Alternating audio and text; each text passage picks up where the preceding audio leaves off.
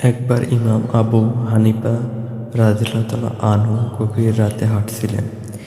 তিনি দেখলেন একজন লোক এক অন্ধকার গলির মধ্যে দাঁড়িয়ে আছে এবং বিড়বিড় করে কিছু বলছে।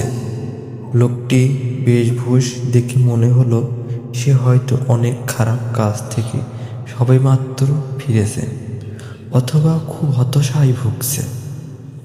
ইমাম সাহেব লোকটির কাছে না গিয়ে রাস্তার অন্য পাশ থেকে অত্যন্ত মিষ্টি সুরে পবিত্র কোরআনের এই আয়াতটি তেলাওয়াতে বললেন, বাংলা, যদি তোমরা ভালো কাজে প্রকাশ করো বা গোপনে রাখো কিংবা মন্দ কাজ ক্ষমা করে দাও, তবে আল্লাহ তা ক্ষমাশীল, মহা শক্তিশালী।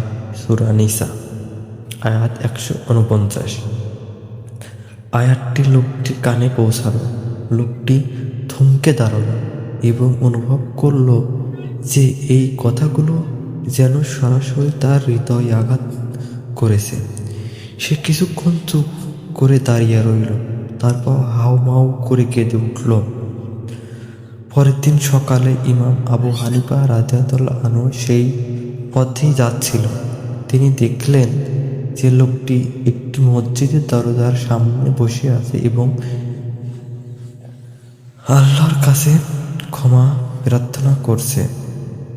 তার চেহারা এখন আর সেই হতাশা বা পাপের কোনো ছাপ নেই।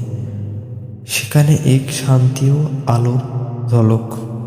ইমাম সাহেব তখন মুচকি হেসে বললেন, একটি মাত্র আয়াত, কিন্তু তার প্রভাব একজন মানুষের সম্পূর্ণ বদলে দিতে পারে।